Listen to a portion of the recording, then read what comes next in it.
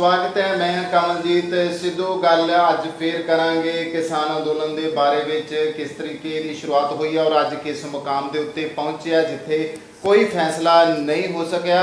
सो एक बारी फिर तो साडे अज मेहमान ने सरदार कुलबीर सिंह सिद्धू, जिहड़े कि 3 ਜ਼ਿਲ੍ਹਿਆਂ के DC ते 2 डिवीजनों के कमिश्नर रह चुके ने, बुद्धिजीवी भी ने, ਸਾਹਿਤਕਾਰ भी ने। गलबात उन्हां नाल ही करांगे। सिद्धू साहब, सब तो पहले तो साडे प्रोग्राम दे विच तुहाडा स्वागत है। सत श्री अकाल। बहुत बहुत मेहरबानी। सत श्री अकाल तुहाडे सारे दर्शकों नूं और तुहाडे श्रोतिਆਂ नूं प्यार भरी सत श्री अकाल। किसान अंदोलन की जे गल करिए कि अज 43वें दिन दे विच इह पुज चुकिया आ, कोई फैसला नहीं हो सकिया, बड़ा अणसखावे मोड़ दे उत्ते आके रुक चुकिया। तुहाडा की कहना है इस बारे?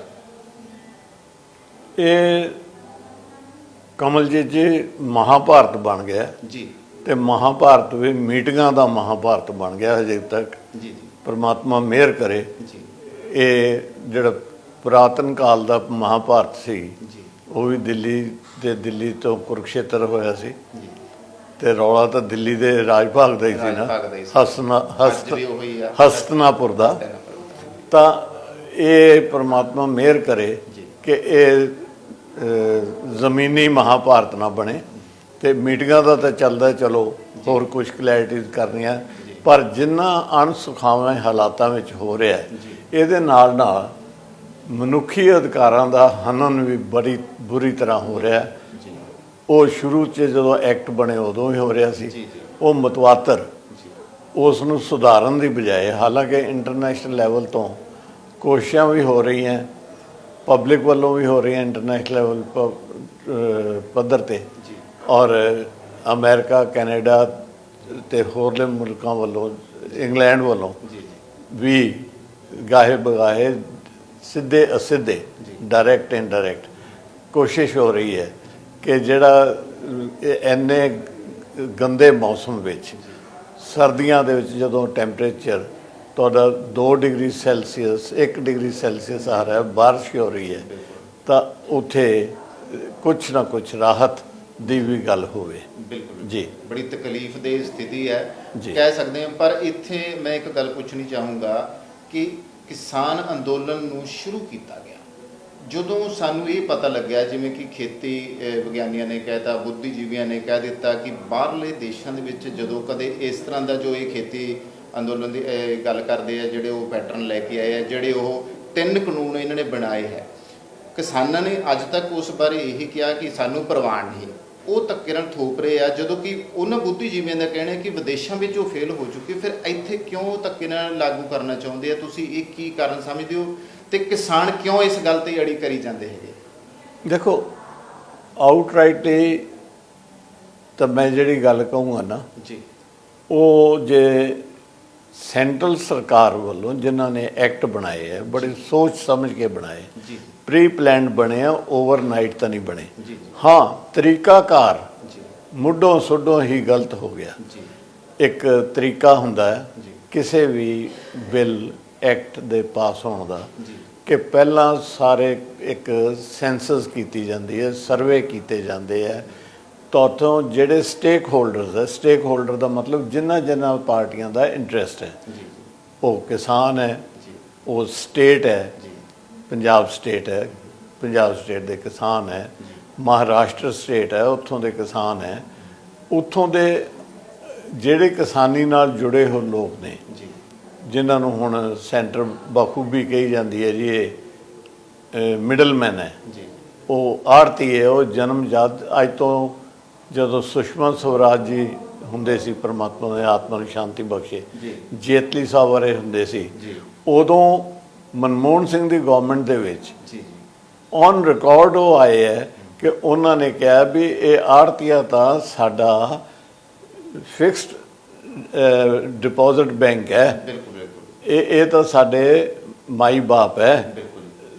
ਕਿਸਾਨੀ ਦੀ ਰੀੜ ਦੀ ਹੱਡੀ ਵੀ ਕਿਹਾ ਗਿਆ ਉਹਨਾਂ ਨੂੰ। ਇਹ ਸਾਡੇ ATM ਹੈ। ਜੀ ਜੀ ਬਿਲਕੁਲ। ਅੱਛਾ, ਅੱਜ ਉਹਨਾਂ ਨੂੰ ਤੁਸੀਂ ਮਿਡਲਮੈਨ ਕਹਿੰਦੇ ਜੀ, ਹੋ। ਜੀ। ਤਾਂ ਜਿਹੜਾ ਇਸਦੀ ਇੱਥੇ ਰਾਜਨੀਤੀ ਦੇ ਵਿੱਚ ਜਿਹੜੀ ਬਦਨੀਤੀ ਵੜੀ ਹੈ, ਜੀ ਜੀ ਉਹੀ ਇਹਦਾ ਸਾਰਾ ਵੱਡਾ ਪੇਚ ਹੈ। ਜੀ ਜਿੱਥੋਂ ਤੱਕ ਰਿਫਾਰਮਸ ਦੀ ਗੱਲ ਹੈ,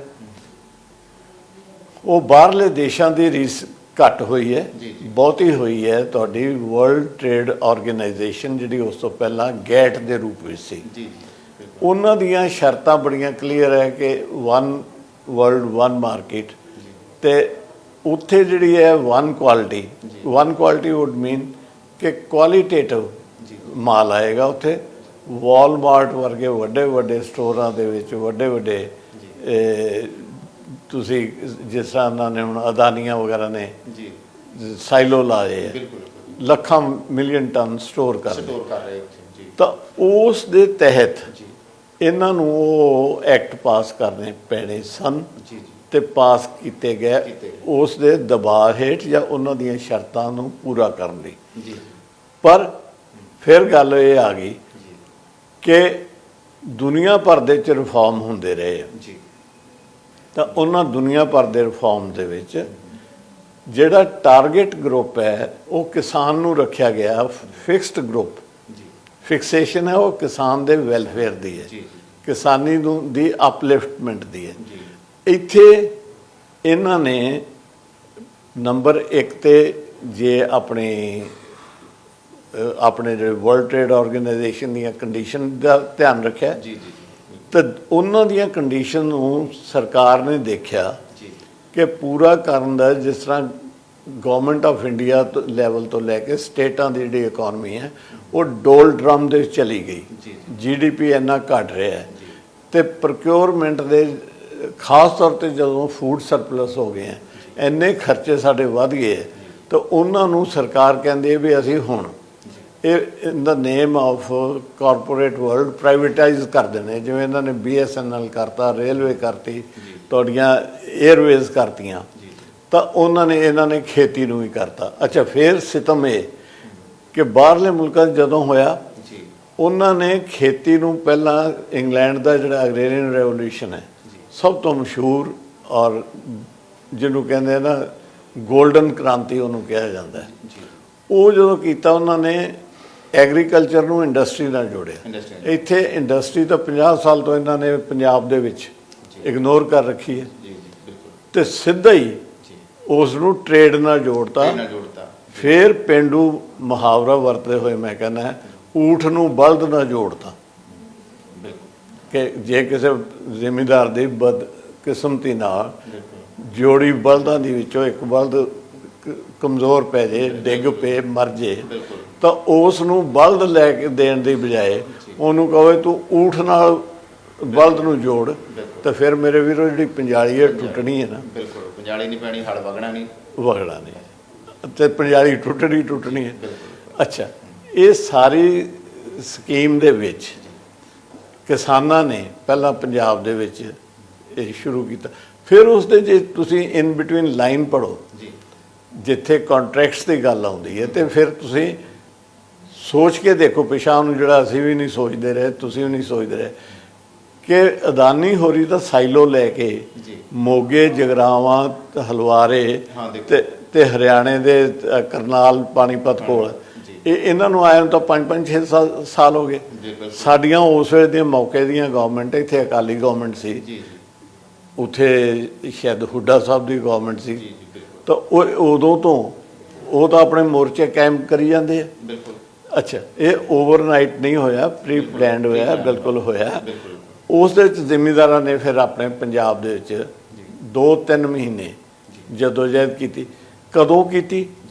ਫਿਰ ਇੱਕ ਹੋਰ ਸੈਂਟਰ ਸਰਕਾਰ ਦੇ, ਕੱਲ ਵੀ ਸੋਚਣ ਦੀ ਗੱਲ ਸੀ, ਅੱਜ ਵੀ ਹੈ ਤੇ ਕੱਲ ਨੂੰ ਆਉਣ ਵਾਲੇ ਨੂੰ ਵੀ ਹੈ, ਕਿ ਇੱਕ ਪਾਸੇ ਤੁਸੀਂ ਖੁਦ ਕਰੋਨਾ ਦੀ ਮਹਾਮਾਰੀ ਦਾ ਪ੍ਰਕੋਪ ਗਿਣ ਰਹੇ ਹੋ, ਜੀ ਬਿਲਕੁਲ ਘਰ ਵਾਲਿਆਂ ਨੂੰ ਵੀ ਤੁਸੀਂ ਕਹਿੰਦੇ ਹੋ ਵੀ 6 ਫੁੱਟ ਦਾ ਫਾਸਲਾ ਰੱਖ ਪਈ, ਤੇ ਉੱਥੇ ਜਦੋਂ ਤੁਸੀਂ ਜ਼ਿਮੀਂਦਾਰਾਂ ਨੂੰ ਇਸ ਕਾਜ਼ ਦੇ ਉੱਤੇ ਡੂ ਐਂਡ ਡਾਈ ਤੇ ਲੈ ਆਉਨੇ ਆ, ਕਿਉਂਕਿ ਉਹ ਸਰਵਾਈਵਲ ਲਈ ਜੰਗ ਬਣ ਗਈ ਉਹਨਾਂ ਦੀ, ਉਹ ਰੇਲ ਦੀਆਂ ਪਟੜੀਆਂ ਤੱਕ ਪਏ ਹੋਏ ਆ, ਤਾਂ ਉਦੋਂ ਤਾਂ ਤੁਸੀਂ ਉਹਨਾਂ ਦਾ ਕੀਤਾ ਨਹੀਂ। ਉਦੋਂ ਵੀ ਮੈਂ ਪਿੱਛੇ ਜਾਣਾ ਕੁਲਜੀਤ ਜੀ ਉਹ ਮੈਂ ਉਦੋਂ ਪਿੱਛੇ ਇਹ ਜਾਣਾ ਕਮਲਜੀਤ ਕਿ ਪਿਛਲੇ 25 ਸਾਲ ਤੋਂ ਤੁਸੀਂ ਕਹਿੰਦੇ ਹੋ ਕਿ ਇੰਡਸਟਰੀ ਨਹੀਂ ਆਈ, ਜੀ ਪਰ ਜ਼ਿਮੀਂਦਾਰ ਦੇ ਕਾਰਨ ਕੁਝ ਵੀ ਹੋਣ, ਬੜੀ ਸਿੱਧੀ ਜੀ ਗੱਲ ਹੈ ਜੀ ਕਿ ਉਹਦੇ ਇਨਪੁਟ ਦੇ ਤਾਂ ਵਧੇ ਹੈ ਜਨਾਬ 140 ਗੁਣਾ।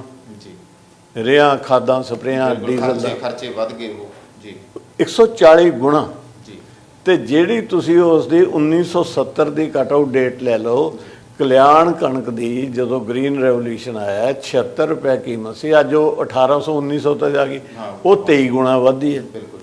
ਅੱਛਾ, ਤਾਂ ਹੁਣ 23 ਤੇ 140 ਦਾ ਹਾਂ ਦੇਖੋ, ਪਹਿਲਾਂ ਪੁਰਾਣਾ ਮੁਹਾਵਰਾ ਸੀ ਖਰਚ ਰੁਪਈਆ, ਆਮਦਨ ਅਠਿਆਨੀ। ਹਾਂ ਆਮਦਨ ਠਿਆਨੀ, ਆਮਦਨ ਅਠਿਆਨੀ, ਖਰਚ ਰੁਪਈਆ। ਬਿਲਕੁਲ। ਅੱਛਾ, ਉਹਦੇ 'ਚ ਤੁਸੀਂ ਜ਼ਿਮੀਂਦਾਰਾਂ ਦਾ ਕਸੂਰ ਵੀ ਕੱਢਦੇ ਸੀ ਬਿਲਕੁਲ। ਵੀ ਇਹ ਗੁਲਸ਼ਰੇ ਉਡਾਉਂਦੇ ਆ, ਇਹਦੇ ਵੀ ਚਲੋ ਉਹਨਾਂ ਦਾ ਕਸੂਰ ਰੱਖ ਲਓ, ਪਰ ਅਠਿਆਨੀ ਤੋਂ ਲੈ ਕੇ 140 ਮਤਲਬ 19 ਜਾਂ 23 ਗੁਣਾ ਇਨਪੁਟ ਦਾ ਉਸਨੂੰ ਦੇ ਕੇ, ਆਊਟਪੁੱਟ ਦਾ ਦੇ ਕੇ, ਤੇ ਜਿਹੜਾ ਉਸਨੂੰ 140 ਗੁਣਾ ਵਧਾਇਆ ਉਹਦਾ ਕਦੇ ਫਿਕਰ ਨਹੀਂ ਕੀਤਾ।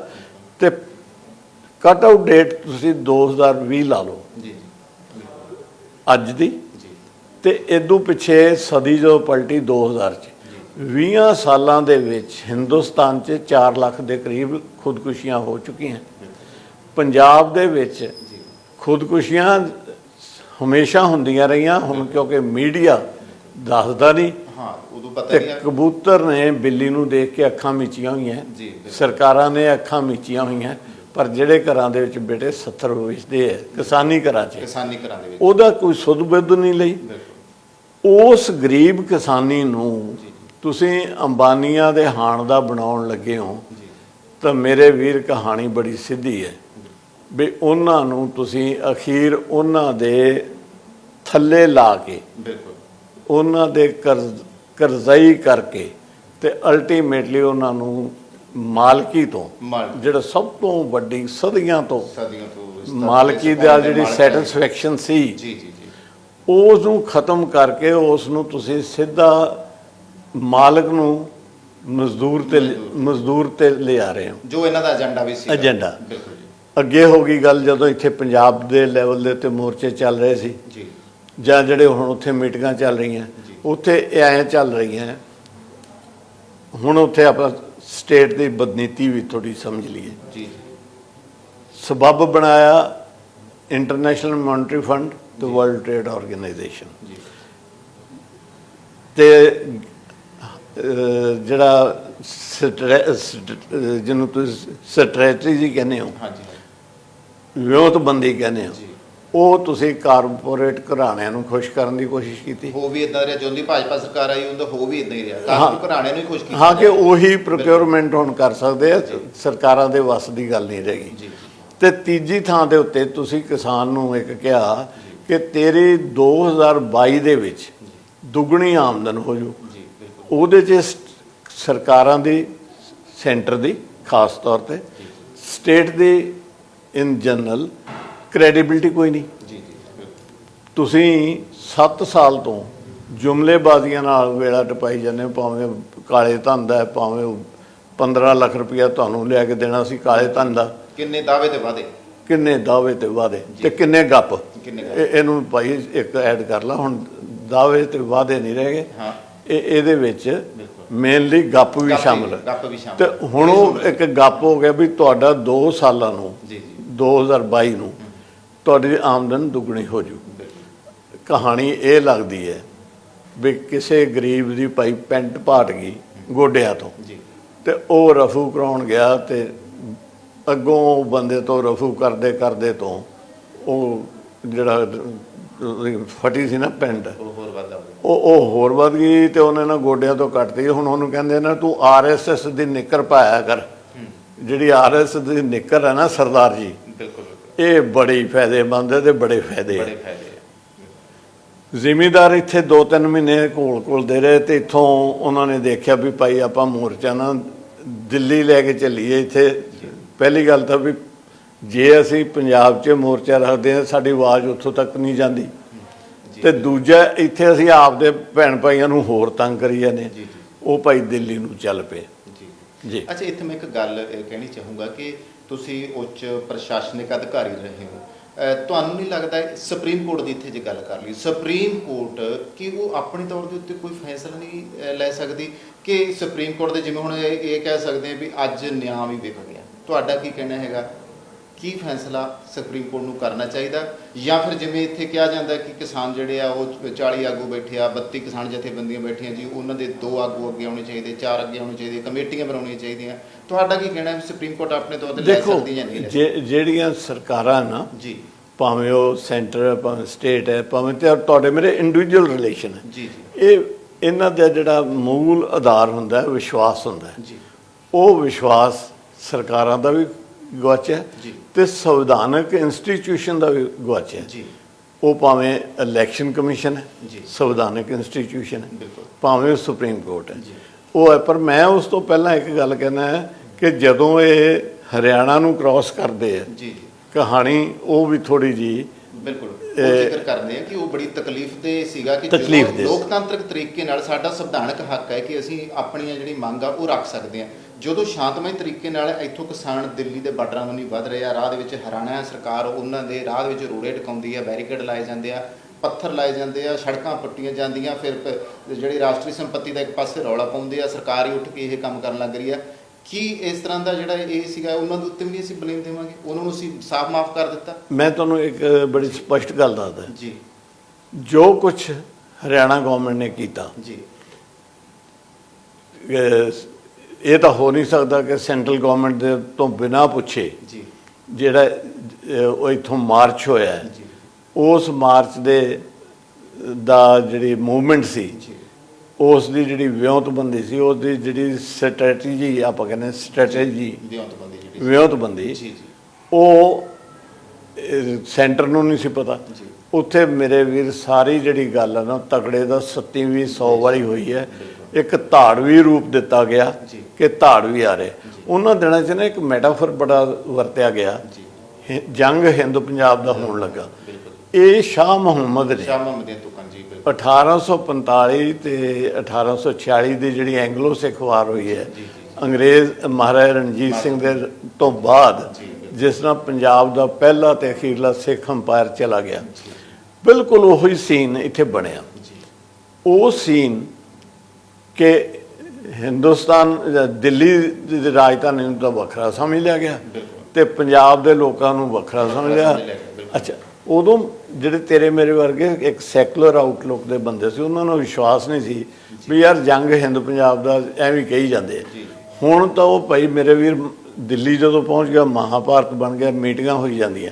ਉਹ ਮੀਟਿੰਗਾਂ ਦੇ ਵਿੱਚ ਕੀ ਚੱਲ ਰਿਹਾ, ਉੱਥੇ ਇਹਨਾਂ ਨੂੰ ਪੜ੍ਹਾਉਣ ਲੱਗੇ ਹੋਏ ਆ। ਚਾਹੀਦਾ ਤਾਂ ਇਹ ਸੀ ਕਿ ਇਹਨਾਂ ਲੋਕਾਂ ਨੂੰ ਜਿਹੜੀ ਐਕਟ ਬਣਾਉਣ ਤੋਂ ਪਹਿਲਾਂ, ਮੈਂ ਪਹਿਲਾਂ ਕਹਿ ਚੁੱਕਿਆ, ਸਰਵੇ ਹੋਣੇ ਚਾਹੀਦੇ ਸੀ, ਸਟੇਕ ਹੋਲਡਰ ਦਾ ਵੀ ਲੈਣਾ ਚਾਹੀਦਾ ਸੀ। ਉਹ ਤਾਂ ਹੋਇਆ ਨਹੀਂ। ਉੱਥੇ ਤਾਂ ਹਮੇਸ਼ਾ ਆਪਾਂ ਸੁਣਦੇ ਆਏ ਹਾਂ ਕਿ ਜਿਹੜਾ ਤੰਗ ਹੈ ਉਹ ਘੋੜੇ ਦੇ ਪਿੱਛੇ ਲੱਗਦਾ, ਜਾਂ ਸਿੱਧਾ ਕਿਹਾ ਜਾਵੇ ਕਿ ਘੋੜਾ ਤਾਂਗੇ ਅੱਗੇ ਲੱਗਦਾ। ਤੇ ਇਹ ਜਿਹੜੇ ਐਕਟ ਪਾਸ ਹੋਏ ਇਹਨਾਂ ਦੇ ਵਿੱਚ ਤਾਂਗਾ ਘੋੜੇ ਅੱਗੇ ਲਾਤਾ, ਵੀ ਐਸਾ ਡੈਡਲੌਕ ਕ੍ਰੀਏਟ ਕਰਤਾ ਵੀ ਹੁਣ ਜੇ ਤਾਂਗਾ ਘੋੜੇ ਅੱਗੇ ਲੱਗਾ ਤਾਂ ਘੋੜਾ ਤਾਂਗੇ ਨੂੰ ਕਿੱਧਰ ਲੈ ਜੂ। ਅੱਛਾ, ਇਹੀ ਜੇ ਚਾਹੁੰਦੇ ਤਾਂ ਜ਼ਿਮੀਂਦਾਰਾਂ ਨੂੰ ਇਹ ਕਹਿੰਦੇ ਕਿ ਭਾਈ ਬੱਲੇ ਬੱਲੇ ਸ਼ੇਰੋ, ਆਪਣਾ ਕਸ਼ਟ ਹੋ ਗਿਆ ਇੰਟਰਨੈਸ਼ਨਲ ਲੈਵਲ ਦੇ ਨਾਲ, ਆਪਣਾ ਮੁਕਾਬਲਾ ਹੋ ਗਿਆ ਇੰਟਰਨੈਸ਼ਨਲ ਮਾਰਕੀਟ ਨਾਲ। ਤੇ ਜਿਵੇਂ ਗ੍ਰੀਨ ਰੈਵੋਲੂਸ਼ਨ 'ਚ ਇਹਨਾਂ ਨੂੰ ਇਨਸੈਂਟਿਵ ਦਿੱਤੇ, ਹਲਾਸ਼ੇਰੀਆਂ ਦਿੱਤੀਆਂ, ਇਨਫਰਾਸਟ੍ਰਕਚਰ ਲਈ ਦਿੱਤਾ, ਤੇ ਇਹਨਾਂ ਨੇ ਚਿੜੀਆਂ ਦਾ ਦੁੱਧ ਵੀ ਲਿਆਤਾ। ਯਾਰ ਮੈਂ ਇਹ ਹਰ ਆਪਣੇ ਇੰਟਰਵਿਊ 'ਚ ਕਹਿੰਦਾ, ਫੂਡ ਸਰਪਲਸ ਕਰਤੇ। ਹੁਣ ਵੀ ਕਿਸਾਨਾਂ ਨੂੰ ਐਜ਼ ਏ ਚੈਲੰਜ ਦਿੰਦੇ, ਜਿਵੇਂ ਜੋ ਪਾਕਿਸਤਾਨ ਜਾਂ ਹਿੰਦੁਸਤਾਨ ਦੇ ਬਾਰਡਰ ਦੇ ਉੱਤੇ ਕਿਤੇ ਵੀ, ਹਿੰਦੁਸਤਾਨ ਦਾ ਬਾਰਡਰ ਮੈਂ ਈਸਟ ਵਗੈਰਾ ਦੀ ਗੱਲ ਕਰਦਾ, ਨਾਰਥ ਈਸਟ ਦੀ ਕਰਦਾ, ਇੱਧਰਲੇ ਪਾਸੇ ਮੈਂ ਜਦੋਂ ਪਾਕਿਸਤਾਨ ਦੇ ਬਾਰਡਰ ਦੀ ਗੱਲ ਕਰਦਾ, ਤੇ ਇੱਥੇ ਜਿਹੜੇ ਇਹੀ ਕਿਸਾਨਾਂ ਦੇ ਪੁੱਤ ਮੈਜੋਰਟੀ ਤੁਹਾਡੇ ਤੇ ਆਂਚ ਨਹੀਂ ਆਉਣ ਦਿੰਦੇ, ਤੇ ਉਹੀ ਕਿਸਾਨ ਦੇ ਪੁੱਤ ਨੇ ਗ੍ਰੀਨ ਰੈਵੋਲੂਸ਼ਨ 'ਚ ਤੁਹਾਡੇ ਤੋਂ ਕੱਢ ਕੇ ਲਿਆ। ਜੇ ਅੱਜ ਵੀ ਇਹਨਾਂ ਨੂੰ ਇਹ ਟਾਸਕ ਦੇ ਦਿੰਦੇ ਨਾ, ਔਰ ਨਾਲ ਸਪੋਰਟ ਦੇ ਦਿੰਦੇ, ਕਰ ਦੇਣੀ ਸੀ। ਪਰ ਇਹਦੇ ਪਿੱਛੇ ਤਾਂ ਇਹਨਾਂ ਦੇ ਕੁਛ ਨਾ ਤਾਨਾਸ਼ਾਹੀ ਜਿਹਾ ਐਟੀਟਿਊਡ ਨਜ਼ਰ ਆਇਆ। ਹੁਣ ਉਹ ਮੀਟਿੰਗਾਂ ਦੇ ਵਿੱਚ ਕੀ ਹੈ, 7ਵਾਂ ਦੌਰ 8ਵਾਂ ਦੌਰ ਜੀ ਮੈਰਾਥਨ ਮੀਟਿੰਗਸ ਚੱਲ ਰਹੀਆਂ 8-8 घंटे ਦੀਆਂ ਤੇ ਉੱਥੇ ਐਂ ਜੇ ਲੱਗਦਾ है उनको देखने से जो चेहरे पे आ जाती है रौनक वो समझते हैं मरीज का हाल अच्छा है। ਉਹਦਾ ਮਤਲਬ ਇਹ ਹੈ ਵੀ ਕਿਸਾਨ ਉਹਨਾਂ ਦਾ ਮੂੰਹ ਦੇਖਣ ਜਾਂਦੇ ਵੀ ਸ਼ਾਇਦ ਐਤਕੀ ਮੰਨ ਜਾਣ ਤੇ ਉਹ ਕਿਸਾਨ ਨੂੰ ਸਮਝਦੇ ਆ ਵੀ ਕਿਸਾਨ ਅਜੇ ਵੀ ਪੀਸਫੁਲ ਹੈ ਤੇ ਹਾਲਾਤ ਠੀਕ ਹੈ ਯਾਰ। ਅੱਛਾ ਇਹਨਾਂ ਨੂੰ ਦੇਖੋ ਸੈਂਟਰ ਨੂੰ ਜਾਂ ਮੈਨੂੰ ਜਾਂ ਤੁਹਾਨੂੰ ਇੱਕ ਗੱਲ ਨੂੰ ਜਿਹੜੀ ਮੋਰੈਲਿਟੀ ਹੈ ਨੈਤਿਕਤਾ ਉਹ ਨਹੀਂ ਛੱਡਣੀ ਚਾਹੀਦੀ। ਜੀ ਜੀ ਸਰਕਾਰਾਂ ਦਾ ਰੋਲ ਹੈ ਮਾਈ ਬਾਪ ਦਾ ਜੀ ਬਿਲਕੁਲ। ਤਾਂ ਉਹਨਾਂ ਨੇ ਦੇਣਾ ਹੁੰਦਾ ਕੁਝ ਤੇ ਜਿਹੜਾ ਮੰਗਣ ਗਿਆ ਕਿਸਾਨ ਹੈ ਉਹਨੇ ਲੈਣਾ ਹੁੰਦਾ ਕੁਝ ਤੇ ਕਿਸਾਨ ਇਸ ਉਮੀਦ ਨਾਲ ਜਾਂਦੇ ਆ। ਫਿਰ ਗਾਲਬ ਕਹਿੰਦਾ ਮਾਨਾ ਕਿ ਤਗਾਫੁਲ ਨਾ ਕਰੋਗੇ ਤੁਮ ਪਰ ਖਾਕ ਹੋ ਜਾਏਂਗੇ तुम्हें खबर होने तक। किसान उत्थे ये कहता भी मन्निया भी तुसीं सानू कुछ ना कुछ दे दोगे पर यार डेली 2 बंदे उतों दे खबरां दे मुताबिक ठंड नाल देखो जां अपनी आई नाल पर अपनी आई दे विच यार ਇੰਨੀ ਠੰਡ 'ਚ ਤਾਂ ਤੁਸੀਂ ਚੰਗੇ ਭਲੇ ਕਿਸੇ ਮਿਨਿਸਟਰ ਨੂੰ ਉੱਥੇ ਬਿਠਾ ਦਿਓ ਯਾਰ ਹਿਮਾਤੜ ਧਮਾਤੜ ਨੂੰ ਬਿਠਾ ਦਿਓ ਤੇ ਉਹ ਚੜ੍ਹਾਈ ਕਰ ਲਿਓ ਜੀ ਖਾਂਦਾ ਪੀਂਦਾ। ਉਹ ਜਿਹੜੀ ਉੱਥੇ ਇੱਕ ਭਿਆਨਕਤਾ ਬਣ ਰਹੀ ਹੈ ਨਾ ਉਸ ਨੂੰ ਅਟੈਂਡ ਕਰਨ ਦੀ ਬਹੁਤ ਜ਼ਿਆਦਾ ਲੋੜ ਹੈ ਤੇ ਮੀਟਿੰਗਾਂ ਜਿੰਨੀਆਂ ਛੋਟੀਆਂ ਕਰ ਲੈਣ ਔਰ ਮੀਟਿੰਗਾਂ ਲੰਬੀਆਂ ਕੀ ਕਰ ਰਹੇ ਕੁਲਦੀਪ ਜੀ ਕਮਲਜੀਤ ਜੀ ਮੇਰੇ ਵੀਰ ਉੱਥੇ ਕਰ ਰਹੇ ਆ ਵੀ ਤੁਸੀਂ ਦੱਸੋ ਰਿਪੀਲ ਅੱਖਰ ਤੋਂ ਘੱਟ ਕੀ ਅੱਖਰ ਵਰਤਿਆ ਜਾਵੇ। ਜੀ ਬਿਲਕੁਲ। ਅੱਛਾ ਰਿਪੀਲ ਦੇ ਬਾਰੇ ਸਮਝਾਉਂਗੇ ਕਿਉਂਕਿ ਹੁਣ ਜੋ ਦਰਸ਼ਕ ਦੇਖ ਰਹੇ ਉਹ ਨਹੀਂ ਸਮਝਦੇ ਸ਼ਾਇਦ ਜਿਹੜੇ ਸਮਝਣਗੇ ਉਹਨਾਂ ਨੂੰ ਪਤਾ। ਤੁਸੀਂ ਜਦ ਰਿਪੀਲ ਦਾ ਦੱਸੋ ਕੀ ਮਤਲਬ। ਹਾਂ ਰਿਪੀਲ ਦਾ ਮਤਲਬ ਇਹ ਹੁੰਦਾ ਹੈ ਜੀ ਕਿ ਇਸ ਐਕਟ ਨੂੰ ਜੀ ਮੁੱਢੋਂ ਸੁੱਢੋਂ ਕੱਟਿਆ ਜਾਵੇ ਜੀ ਤੇ ਉਸ ਦੀ ਥਾਂ ਤੇ ਸਾਈਮਲਟੇਨੀਅਸਲੀ ਕਿਉਂਕਿ ਵਰਲਡ ਟ੍ਰੇਡ ਆਰਗੇਨਾਈਜੇਸ਼ਨ ਨੂੰ ਵੀ ਆਪਾਂ ਇਗਨੋਰ ਨਹੀਂ ਕਰ ਸਕਦੇ ਯਾਰ ਇੰਟਰਨੈਸ਼ਨਲ ਲੈਵਲ ਦੇ ਤੁਹਾਡੇ ਮੁਆਹਦੇ ਆ ਕੁਛ ਹੈ ਉਸ ਨੂੰ ਰੀਐਨੈਕਟ ਕੀਤਾ ਜਾਵੇ। ਅੱਛਾ ਬੜੀ ਸਿੱਧੀ ਜਿਹੀ ਗੱਲ ਹੈ ਰਿਪੀਲ ਕਰ ਦਿਓ। ਉਹ ਕਹਿੰਦੇ ਜੀ ਕਿਸਾਨਾਂ ਨੂੰ ਪੁੱਛਦੇ ਆ। ਮੈਂ ਪੁੱਛਦਾ ਭਾਜੀ ਮੇਰੇ ਵਰਗੇ ਜਿਹੜੇ ਉੱਥੇ ਵੱਡੇ ਵੱਡੇ ਸਿਰਾਂ ਵਾਲੇ ਸੈਕਟਰੀ ਬੈਠੇ ਜਿਨ੍ਹਾਂ ਨੇ ਉਹ 3 ਐਕਟ ਬਣਾਏ ਅਗਾਂਹ ਇੱਕ ਬਿਜਲੀ ਵਾਲਾ ਵੀ ਤਿਆਰ ਕਰੀ ਬੈਠੇ ਹੈ ਇੱਕ ਪਰਾਲੀ ਵਾਲਾ ਵੀ 1 ਕਰੋੜ ਰੁਪਈਆ ਜੁਰਮਾਨਾ 5 ਸਾਲ ਸਜ਼ਾ। ਹਾਂਜੀ ਦੇਖੋ ਤੇ ਮੇਰੇ ਵੀਰ ਮੇਰੀ ਨਾ 5 ਕਿੱਲੇ ਪੈ ਗਈ ਹੈ ਤੇ ਜਿੱਦਣ ਦਾ ਰੌਲਾ ਪਿਆ ਜ਼ਮੀਨਾਂ ਦੀਆਂ ਕੀਮਤਾਂ 50 ਲੱਖ ਰੁਪਏ ਕਿੱਲੇ ਤੋਂ 30 ਲੱਖ ਰੁਪਏ ਕਿੱਲੇ ਤੋਂ 10-10 ਲੱਖ ਤੇ ਆ ਗਈਆਂ ਤੇ ਮੈਂ ਤਾਂ 5 ਕਿੱਲੇ ਵੀ ਵੇਚ ਦਿਆਂ ਤੇ ਪਰਾਲੀ ਨੂੰ ਅੱਗ ਲਾਈ ਹੋਊਗੀ ਮੇਰੇ ਮੁਜ਼ਾਰੇ ਨੇ ਤੇ ਮੇਰੇ ਤਾਂ 5 ਕਿੱਲੇ ਦੇ ਕੇ ਵੀ ਉਹ ਤੇ ਮੈਂ 50 ਲੱਖ ਦਾ ਤਾਂ ਤੇਰਾ ਦੇਣਦਾਰ। ਇੱਥੇ ਆ ਕੇ ਉਹ ਸੈਕਟਰੀ ਇਹਨਾਂ ਤੋਂ ਰਿਪੀਲ ਦਾ ਸਬਸਟੀਟਿਊਟ ਕਿਉਂ ਮੰਗਦੇ ਆ ਕਿਉਂ ਕਹਿੰਦੇ ਇਹਨਾਂ ਨੂੰ। ਇਹ ਹੈ ਜਿਹੜਾ ਅੱਜ ਤੋਂ ਮੈਂ ਬੜੀ ਦੇਰ ਪਹਿਲਾਂ ਸ਼ੁਰੂ ਤੋਂ ਹੀ ਰਾਜੇਵਾਲ ਸਾਹਿਬ ਨੂੰ ਕਿਹਾ ਸੀ ਕਿ ਜਦੋਂ ਅਫਸਰ ਡਰਾਫਟਿੰਗ ਕਰਦੇ ਆ ਨਾ ਤੇ ਇਹਨਾਂ ਦੇ 30 35 ਸਾਲ ਦੇ ਤਜਰਬੇ ਕੌਮੇ ਸੈਮੀਕੋਲਨ ਫੁੱਲ ਸਟਾਪ ਪ੍ਰੋਵੀਜ਼ੋ ਲਾਉਣ 'ਚ ਪ੍ਰੋਵਾਈਡਡ ਦੇ ਵਿੱਚ ਇਹ ਗੱਲ ਦਾ ਨਕਸ਼ਾ ਬਦਲ ਦਿੰਦੇ ਭਾਈ। ਹਮੇਸ਼ਾ ਤੁਸੀਂ ਪੰਜਾਬੀ ਫੀਲਡ ਵਿੱਚ ਕਾਮਯਾਬ ਰਹੇ ਹੋ ਤੇ ਜਦੋਂ ਉੱਥੇ ਆਉਨੇ ਆ ਟੇਬਲ ਤੇ ਉੱਥੇ ਹਾਰ ਖਾਂਦੇ ਹੋ ਧਿਆਨ ਰੱਖਿਓ। ਤਾਂ ਅਖਰ ਉਹਨਾਂ ਨੇ ਬੜੀ ਚੰਗੀ ਗੱਲ ਹੈ ਸੁਪਰੀਮ ਕੋਰਟ ਦੇ ਬੰਦੇ ਲਾ ਰੱਖੇ। ਹੁਣ ਮੈਨੂੰ ਉੱਥੋਂ ਕਨੈਕਟੀਵਿਟੀ ਕਰਕੇ 1-2 ਲੀਡਰਾਂ ਦਾ ਟੈਲੀਫੋਨ ਆਇਆ ਕਿਸਾਨ ਜਥੇਬੰਦੀਆਂ ਦੇ ਜਥੇਦਾਰਾਂ ਦਾ ਨਾਟ ਲੀਡਰ ਤਾਂ ਉਹ ਮੰਨਦੇ ਨਹੀਂ ਨਾ ਤੇ ਔਰ ਚੰਗੀ ਗੱਲ ਹੈ ਕੋਈ ਪੋਲੀਟੀਕਲ ਲੀਡਰਸ਼ਿਪ ਬਾਹਰ ਕੱਢੇ। ਉਹ ਮੈਨੂੰ ਕਹਿੰਦੇ ਜੀ ਕੀ ਅੱਖਰ ਹੋ ਸਕਦਾ ਛੋਟੇ ਭਾਈ ਵੱਡੇ ਭਾਈ ਕੀ ਅੱਖਰ ਹੋ ਸਕਦਾ। ਮੈਂ ਕਿਹਾ ਅੱਖਰ ਤਾਂ 17 ਹੋ ਸਕਦੇ ਆ। ਰਿਪੀਲ ਦਾ ਐਬਰੋਗੇਸ਼ਨ ਵੀ ਹੋ ਸਕਦਾ ਅਬੋਲਿਸ਼ ਵੀ ਹੋ ਸਕਦਾ ਵਿਡਰਾਲ ਵੀ ਹੋ ਸਕਦਾ ਪਰ ਜੇ ਐਬਰੋਗੇਸ਼ਨ ਅੱਖਰ ਲਾਉਂਦੇ ਨੇ ਇਹਦਾ ਮਤਲਬ ਅਬੋਰਸ਼ਨ ਪੜ੍ਹਿਓ। ਇੱਕ ਤੁਹਾਡਾ ਗਰਭਪਾਤ ਜਿਹਾ ਕਰਕੇ ਨਾ ਅੰਦੋਲਨ ਦਾ ਗਰਭਪਾਤ ਕਰ ਦੇਣਗੇ ਐਬਰੋਗੇਸ਼ਨ ਲਾ ਕੇ ਇਹਨਾਂ ਨੂੰ ਕਹੋ ਆਪੇ ਵਰਤ ਲਓ ਜਿਹੜੇ ਅੱਖਰ ਵਰਤਨੇ ਤਾਂ ਇੱਥੇ ਇਸ ਵੇਲੇ ਉਹ ਸਿਚੁਏਸ਼ਨ ਅਗਲੀ ਟਰਨ ਦੇ ਉੱਤੇ ਆਈ ਖਲੋਤੀ ਮੇਰੇ ਵੀਰ। ਹੁਣ ਤੱਕ ਫੈਸਲਾ ਨਹੀਂ ਹੋ ਸਕਿਆ ਕਿਸਾਨ ਅੰਦੋਲਨ ਭੱਜ ਚੁੱਕਿਆ ਹੈਗਾ ਸਿੱਧੂ ਸਾਹਿਬ ਐਦਾਂ ਨਹੀਂ ਲੱਗਦਾ 70 ਸਾਲ 73 ਸਾਲ ਦੇਸ਼ ਆਜ਼ਾਦੀ ਤੋਂ ਬਾਅਦ ਦੀ ਗੱਲ ਕਰ ਲਈਏ, ਪੰਜਾਬ ਨਾਲ ਕੇਂਦਰ ਵੱਲੋਂ ਸਦਾ ਹੀ ਧੱਕਾ ਹੁੰਦਾ ਆ ਰਿਹਾ। ਚਲੋ ਇੱਥੇ ਹੁਣ ਗੱਲ ਤਾਂ ਖੇਤੀ ਨੁਕਤਿਆਂ ਦੀ ਸੀਗੀ। ਗ੍ਰੀਨ ਰੈਵੋਲੂਸ਼ਨ 'ਚ ਪੰਜਾਬ ਨੇ ਬਹੁਤ ਵੱਡੀ ਕੁਰਬਾਨੀ ਕੀਤੀ ਆ। ਪੰਜਾਬ ਨੇ ਖੇਤੀ ਜਿਹੜੀ ਸਾਡੀ ਆ ਉਹ ਜ਼ਹਿਰੀਲੀ ਹੋ ਚੁੱਕੀ ਆ, ਪਾਣੀ ਸਾਡੇ ਜ਼ਹਿਰੀਲੇ ਹੋ ਚੁੱਕੇ ਆ, ਵਾਤਾਵਰਨ ਸਾਡੇ ਗੰਧਲੇ ਹੋ ਚੁੱਕੇ ਆ। ਫਿਰ ਵੀ ਪੰਜਾਬ ਜਿਹੜਾ ਉਹ ਕੈਂਸਰ ਦੇ ਮੂੰਹ ਦੇ ਉੱਤੇ ਆ ਕੇ ਖੜਾ। ਕਿੰਨੀ ਕੈਂਸਰ ਨਾਲ ਮੌਤਾਂ ਹੋਈਆਂ, ਕਿੰਨੀਆਂ ਹੋਰ ਬਿਮਾਰੀਆਂ। ਆਮ ਪੰਜਾਬੀ ਵੀ ਜਿਹੜੇ ਆ ਬਹੁਤ ਵੱਡੀ ਪੱਧਰ ਦੇ ਉੱਤੇ ਇੰਨੀਆਂ ਕੁ ਬਿਮਾਰੀਆਂ ਸਹੇੜੀ ਬੈਠੇ ਆ। ਲੱਗਦਾ ਹੈ ਕਿ ਪੂਰੇ ਦੇਸ਼ ਵਿੱਚ ਗ੍ਰੀਨ ਰੈਵੋਲੂਸ਼ਨ ਨਾਲ ਬੇਸ਼ੱਕ ਪੂਰੇ ਦੇਸ਼ ਦਾ ਜਿਹੜਾ ਅਸੀਂ ਅਨਾਜ ਭੰਡਾਰ ਭਰ ਦਿੱਤੇ, ਕੁਰਬਾਨੀ ਪੰਜਾਬ ਨੇ ਵੱਡੀ ਕੀਤੀ ਹੈ, ਪਹਿਲਾਂ ਵੀ ਕੁਰਬਾਨੀ ਕਰਦਾ ਹੈ। ਹੁਣ ਜਦੋਂ ਕਿ ਪੰਜਾਬ ਦੇ ਨੌਜਵਾਨ ਵੀ ਇਸ ਮਾਮਲੇ 'ਚ ਜਾਗਰੂਕ ਹੋਏ ਆ, ਹੁਣ ਕਿਸਾਨ ਅਨਪੜ੍ਹ ਨਹੀਂ ਰਿਹਾ ਗਾ, ਤੁਹਾਨੂੰ ਲੱਗਦਾ ਹੈ ਕਿ ਇਹ ਵੀ ਇੱਕ ਉਬਾਲ ਸੀਗਾ ਜਿਸ ਕਰਕੇ ਅੱਜ ਇੰਨਾ ਮੋਰਚਾ ਪੱਕ ਚੁੱਕਿਆ? ਤੇ ਫਿਰ ਇਹਦਾ ਅੰਤ ਕੀ ਹੋਊਗਾ? ਸਰਕਾਰ ਦੀ ਨੀਤ ਕੀ ਹੈ ਇਸ ਤੇ ਗੱਲ? ਨਹੀਂ, ਬਿਲਕੁਲ ਇਹ 'ਚ ਮੈਂ ਤੁਹਾਨੂੰ ਇੱਕ ਜੇ ਬਹੁਤ ਹੀ ਸੰਖੇਪ 'ਚ ਦੱਸਣਾ ਹੋਵੇ, ਜੀ ਜੀ ਟਾਈਮ ਕੰਸਟ੍ਰੇਂਟ ਹੁੰਦਾ ਹੈ ਹਮੇਸ਼ਾ, ਬਿਲਕੁਲ, ਕਿ ਇਹਦੇ ਵਿੱਚ ਕੰਜ਼ਿਊਮਰ ਤੱਕ ਇਨਵੋਲਡ ਹੈ। ਜੀ, ਕਿਸਾਨ ਦੇ ਨਾਲ ਆੜਤੀਆਂ ਨਾਲ ਪੱਲੇਦਾਰ ਦੇ ਨਾਲ ਜਿਹੜਾ ਡਾਲੇ ਵਾਲਾ ਹੈ, ਜੀ ਜਿਹੜਾ ਲੱਦਦਾ ਤੇ ਲਾਉਂਦਾ ਹੈ, ਬਿਲਕੁਲ, ਉਸ ਤੋਂ ਅੱਗੇ ਉਹ ਤਾਂ ਹੈਗੇ ਇਨਵੋਲਡ। ਜੀ ਇਸ ਤੋਂ ਅੱਗੇ ਕੰਜ਼ਿਊਮਰ ਜੀ ਜਿਹੜੇ ਐਂਡ ਪ੍ਰੋਡਕਟ ਬਣ ਕੇ ਜਾਣੀ ਹੈ ਮੇਰੇ ਵੀਰ।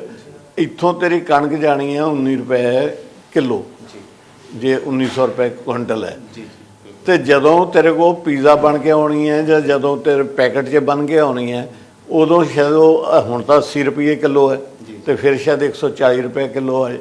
ਕੰਜ਼ਿਊਮਰ ਵੀ ਹੈ, ਜਿਸ ਕਰਕੇ ਉੱਥੇ ਸਾਰਾ ਭਾਣਾ ਵਰਤਨ ਡਿਆ ਹੈ ਤੇ ਕਲਾ ਗੁਰੂ ਮਹਾਰਾਜ ਦੀ ਵਰਤਦੀ ਲੱਗਦੀ ਹੈ।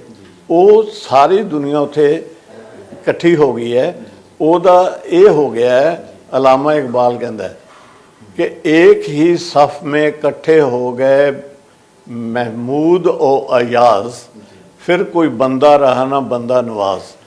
ਉਹ ਤਾਂ ਡਿਫਰੈਂਟ ਗੱਲ ਦੇ ਵਿੱਚ ਕਹਿੰਦਾ ਹੈ ਕਿ ਰੱਬ ਦੀ ਬਾਰਗਾਹ 'ਚ ਜਦੋਂ ਮਹਿਮੂਦ ਗਜ਼ਨਵੀ ਦੀ ਗੱਲ ਹੋ ਰਹੀ ਹੈ, ਜੀ ਜੀ, ਉਹਦਾ ਜਿਹੜਾ ਦਾਸ ਸੀ, ਗੁਲਾਮ ਸੀ, ਉਹ ਅਯਾਜ਼ ਸੀ, ਉਹਦਾ ਨਾਂ ਅਯਾਜ਼। ਉਹ ਕਹਿੰਦਾ ਏਕ ਹੀ ਸਫ ਮੇ, ਜਦੋਂ ਨਮਾਜ਼ ਪੜ੍ਹ ਰਹੇ ਸੀ ਤਾਂ ਉਹ ਇਕੱਠੇ ਹੋ ਗਏ। ਉਦੋਂ ਕਹਿੰਦਾ ਨਾ ਮਹਿਮੂਦ ਗਜ਼ਨਵੀ ਐਂਪਰਰ ਸੀ ਤੇ ਨਾ ਉਹ ਅਯਾਜ਼ ਉਹਦਾ ਗੁਲਾਮ ਸੀ, ਉਦੋਂ ਦੋਨੋਂ ਬੰਦੇ ਦੇ ਤੌਰ ਤੇ ਇੱਥੇ ਖੜੇ ਸੀ। ਇੱਥੇ ਵੇਲੇ ਦੀ ਨਮਾਜ਼ ਕੋਲੇ ਦੀਆਂ ਟੱਕਰਾਂ ਹੋ ਰਹੀਆਂ ਮੇਰੇ ਵੀਰ। ਇਹਨਾਂ ਨੇ ਐਗਰੀਕਲਚਰ ਨੂੰ GDP ਦੇ ਹਿਸਾਬ ਨਾਲ, ਆਪਣੇ ਟੋਟਲ ਰੈਵਨਿਊ ਦੇ ਵਿੱਚ ਉਸ ਦਾ ਹਿੱਸੇ ਦੇ ਹਿਸਾਬ ਨਾਲ ਉਸ ਨੂੰ ਆਲਮੋਸਟ ਇਗਨੋਰ ਰੱਖਿਆ। ਵੇਲੇ ਦੀ ਨਮਾਜ਼, ਕੋਲੇ ਦੀਆਂ ਟੱਕਰਾਂ। ਹੁਣ ਉਹ ਜਿਹੜੀ ਗੱਲ ਹੈ ਅਜੇ ਵੀ ਪਾਰਟੀ ਲੈਵਲ ਦੇ ਉੱਤੇ ਹੋ ਰਹੀ ਹੈ, ਨੈਸ਼ਨਲ ਲੈਵਲ ਤੇ ਨਹੀਂ ਹੋ ਰਹੀ। ਇੱਥੇ ਤੁਸੀਂ ਦੇਖੋ ਹਰਦੀਪ ਜੀ, ਤੀਕਸ਼ਣ ਜੀ, ਇੱਕ ਉਹ ਤੀਜੇ ਕਿਹੜੇ ਹੈ ਜੀ, ਸਰਜੀਤ ਜਿਆਣੀ ਜੀ, ਉਹ ਕਹਿੰਦੇ ਜੀ ਅਸੀਂ ਗੱਲਬਾਤ ਹੁਣ ਕਰਾ ਦਿੰਦੇ ਹਾਂ। ਵੀ ਹੁਣ ਗੱਲਬਾਤ ਕਰਾ ਦਿੰਦੇ ਵੀ ਤੁਸੀਂ ਕੋਈ ਖਾਸ ਏਜੰਟ ਹੋ? ਕਿਉਂ ਤੁਸੀਂ ਕਿਉਂ ਕਰਾ ਦਿੰਦੇ? ਸਿੱਧਾ ਹੋ ਕਿਉਂ ਨਹੀਂ ਕਹਿੰਦੇ ਵੀ ਤੁਸੀਂ ਆਓ? ਦਿੱਲੀ ਦਾ ਬੈਠੇ ਤੋਮਰ ਸਾਹਿਬ ਹੋਰੀ 7 ਵਾਰੀ ਮਿਲ ਚੁੱਕੇ, ਅਮਿਤ ਸ਼ਾਹ ਜੀ ਮਿਲ ਚੁੱਕੇ, ਰਾਜਨਾਥ ਜੀ ਮਿਲ ਚੁੱਕੇ, ਤੇ ਭਾਈ ਉਹ ਮੋਦੀ ਨੂੰ ਵੀ ਮਿਲਣਾ। ਅੱਛਾ, ਉਹ ਇੱਥੇ ਕੋਈ ਨਾ ਕੋਈ ਪੁੱਠਾ ਸਿੱਧਾ ਬਿਆਨ ਦੇ ਰਹੇ ਪਾਰਟੀ ਲੈਵਲ ਤੇ। ਉਹਨਾਂ ਨੂੰ ਪਾਰਟੀ ਦਾ ਹੁਕਮ ਹੈ, ਉਹਨਾਂ ਨੂੰ ਬਿਆਨ ਉਹ ਢੋਲ ਵਜਾਉਣਾ ਪੈਂਦਾ। ਦੂਜੇ ਪਾਸੇ ਰਿਐਕਸ਼ਨ ਹੈ, ਇਹ ਤਾਂ ਕਹਿੰਦੇ ਰਿਐਕਸ਼ਨ ਬਹੁਤ ਸਖਤ ਹੈ, ਗੋਹੇ ਵਾਲਾ। ਭਾਈ ਹਾਂ, ਗਲਤ ਗੱਲ ਹੈ, ਸਖਤ ਤਾਂ ਨਹੀਂ ਪਰ ਗਲਤ ਹੈ। ਕਿਸੇ ਨੇ ਇਹ ਗੱਲ ਵੀ ਕਹੀ ਵੀ ਯਾਰ ਇਹ ਤਾਂ ਨਾ ਐਵੇਂ ਰੌਲਾ ਪਾ ਲਿਆ ਤੀਕਸ਼ਣ ਹੋਰਾਂ ਨੇ, ਗੋਹੇ ਦੀ ਨਾ ਪੱਥਣ ਲਾ ਲੈਂਦੇ ਕਿਸੇ ਦੋ ਬੰਦਿਆਂ ਨੂੰ, ਪਥਿਆਰਿਆਂ ਨੂੰ, ਨਾਲੇ ਉਹਨਾਂ ਦੀ ਦਿਹਾੜੀ ਬਣ ਜਾਂਦੀ।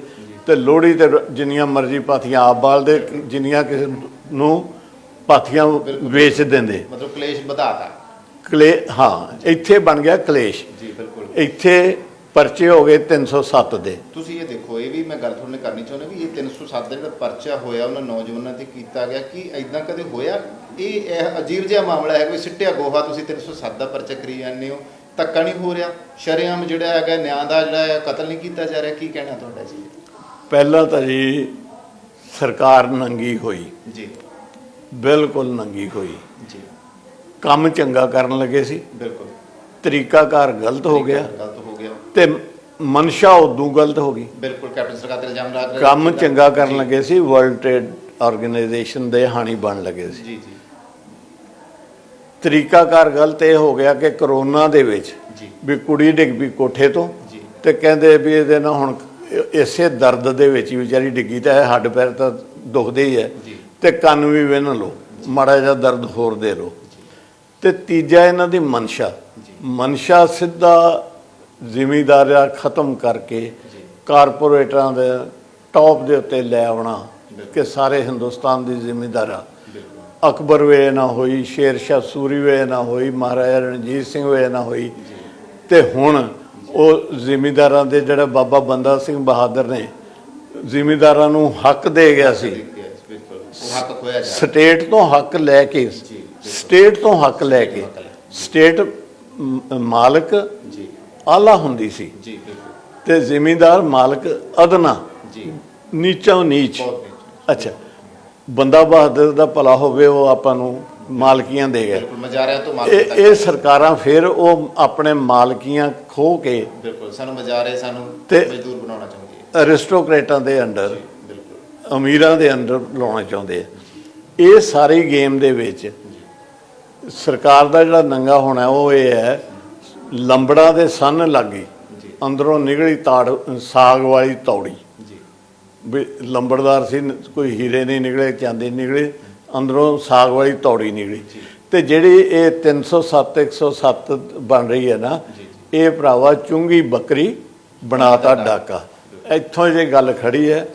ਹੁਣ ਸੱਚੇ ਪਾਤਸ਼ਾਹ ਇਹ ਮਿਹਰ ਕਰੇ ਕਿ ਅਸੀਂ ਜਿਹੜਾ ਇਸ ਦੇਸ਼ ਹੈ ਨਾ ਇਸ ਵੇਲੇ, ਇਹ ਅਲਾਮਾ ਇਕਬਾਲ ਦੇ ਸ਼ਬਦਾਂ ਦੇ ਵਿੱਚ ਇੱਥੇ ਜੇ ਆਪਣੀ ਤਸੱਲੀ ਕਰੀ ਜਾਂਦਾ ਹੈ, ਇੱਕ ਹੰਗਾਮੇ पे है इस घर की रौनक माकूफ, एक हंगामे पे है माकूफ इस घर की रौनक, शादी के नगमे ना सही नौहे गम ही सही।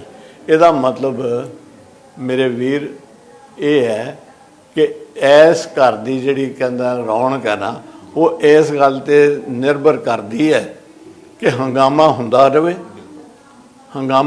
ਰਹੇ। ਉਹ ਕਹਿੰਦਾ ਭਾਵੇਂ ਸ਼ਾਦੀ ਦੇ ਗੀਤ ਉੱਥੇ ਨਾ ਗਾਏ ਜਾਣ ਤੇ ਵੈਣ ਹੀ ਪੈਂਦੇ ਹੋਣ, ਜਿਹੜਾ ਕਿ ਬੜੀ ਵੱਡੀ ਗੱਲ ਹੈ। ਇਸ ਨੂੰ ਸਾਫ਼ ਨੀਅਤ ਮਾਤਾ ਪਿਤਾ ਹੋ ਕੇ ਸਰਕਾਰ ਨੂੰ ਚਾਹੀਦਾ ਹੈ ਕਿ ਦਰਿਆ ਦਿਲੀ ਵਰਤਦੇ ਹੋਏ ਕਿ yes sorry we wanted ਕਿ we can improve this way, we can uplift farming and ਕਿਸਾਨੀ this way। ਪਰ ਇਹ ਸਾਨੂੰ ਵੀ ਸਮਝ ਆ ਰਹੀ ਹੈ ਹੁਣ ਕਿ ਸਾਥੋਂ ਗਲਤ ਕਦਮ ਚੁੱਕਿਆ ਗਿਆ ਹੈ। ਤੇ ਹੁਣ ਜਿਹੜਾ ਫਿਰ ਅਖੀਰ 'ਤੇ ਮੈਂ ਗੱਲ ਨੂੰ ਖ਼ਤਮ ਕਰਦਾ ਕਿ ਇਹ ਗੱਲ ਨੂੰ ਸਮਝ ਲੈਣ ਕਿ ਵਤਨ ਕੀ ਫਿਕਰ ਕਰ ਤੂੰ ਹੈ ਨਾਦਾਂ, तेरी बर्बादियों के चर्चे आसमानों में हैं। ਉਸ ਨੂੰ ਸਮਝ ਲੈਣ ਤੇ ਜੇ ਐਟੀਟਿਊਡ ਇਹੀ ਰੱਖਣਾ ਮੋਦੀ ਸਾਹਿਬ ਨੇ, ਕਿਉਂਕਿ ਇਸ ਵੇਲੇ ਸਾਰੇ ਜਿਹੜੇ ਉਹਨਾਂ ਦੇ ਆਫਿਸਰ ਮਿਨਿਸਟਰ ਹੈ ਨਾ, ਉਹ ਤਾਂ ਮਨੀਟਰਾਂ ਵਾਂਗੂ ਲੱਗੇ ਜਿਵੇਂ ਮਾਸਟਰ ਆਪ ਤਾਂ ਆਵੇ ਨਾ ਕਲਾਸ 'ਚ ਤੇ ਮਨੀਟਰ ਪੜ੍ਹਾਉਣ ਲੱਗ ਪਏ। ਆਪ ਕਲਾਸ ਲੈਣ ਤੇ ਉਸ ਦੇ ਵਿੱਚ ਮੈਂ ਨਾ ਮਾਨੂ ਦੀ ਰੱਟ ਛੱਡ ਕੇ ਤੇ ਉਹ ਆਖਣ ਕਿ ਮੈਂ ਤੁਹਾਡਾ ਮਾਈ ਬਾਪ ਹੈ, ਦੱਸੋ ਭਾਈ ਕੀ ਕਰਾਉਣਾ ਹੈ। ਆਪਾਂ ਸਮੱਸਿਆ ਨਾਲ, ਆਪਸੀ ਭਰਾਤਰੀ ਪ੍ਰੇਮ ਨਾਲ ਉਹ ਕਰ ਲਈਏ ਤੇ ਇਹ ਸੁਹਿਰਦਤਾ ਨਾਲ ਇਹ ਮਸਲੇ ਦਾ ਹੱਲ ਹੋ ਸਕਦਾ ਹੈ। ਜੀ ਸੋ ਬਹੁਤ ਸ਼ੁਕਰੀਆ ਸਿੱਧੂ ਸਾਹਿਬ, ਤੁਸੀਂ ਕੀਮਤੀ ਸਮਾਂ ਕੱਢਿਆ ਔਰ ਗੱਲਬਾਤ ਕੀਤੀ ਇਸ ਕਿਸਾਨ ਅੰਦੋਲਨ ਦੇ ਬਾਰੇ ਵਿੱਚ ਔਰ ਕੀ ਹੋਣਾ ਹੈ ਉਹ ਸਾਰਾ ਸਾਨੂੰ ਪਤਾ ਲੱਗ ਗਿਆ। ਦਰਸ਼ਕ ਦੇਖ ਰਹੇ ਨੇ, ਜਾਣ ਰਹੇ ਇਸ ਪ੍ਰੋਗਰਾਮ ਦੇ ਜ਼ਰੀਏ। ਤੁਹਾਨੂੰ ਕਿਸ ਤਰ੍ਹਾਂ ਲੱਗਿਆ ਇਹ ਪ੍ਰੋਗਰਾਮ? ਆਪਣੀ ਜੋ ਵੀ ਜਾਣਕਾਰੀ ਹੈ ਤੁਸੀਂ ਸਾਡੇ ਕਮੈਂਟ ਬਾਕਸ ਵਿੱਚ ਲਿਖ ਕੇ ਔਰ ਜੋ ਸੁਝਾਅ ਵੀ ਦੇਣੇ ਆ ਤੇ ਉਹ ਤੁਸੀਂ ਦੇ ਸਕਦੇ ਹੋ। ਸੋ ਅਗਲੀ ਵਾਰੀ ਫੇਰ ਕਿਸੇ ਮੁੱਦੇ ਉੱਤੇ ਗੱਲ ਕਰਾਂਗੇ, ਹੋਰ ਵਿਚਾਰ ਕੁਲਵੀਰ ਸਿੰਘ ਸਿੱਧੂ ਜੀ ਦੇ ਨਾਲ ਕਰਾਂਗੇ। ਉਦੋਂ ਤੱਕ ਲਈ ਦਿਓ ਆਗਿਆ। ਸਤਿ ਸ਼੍ਰੀ ਅਕਾਲ। ਸਤਿ ਸ਼੍ਰੀ ਅਕਾਲ ਭਾਜੀ।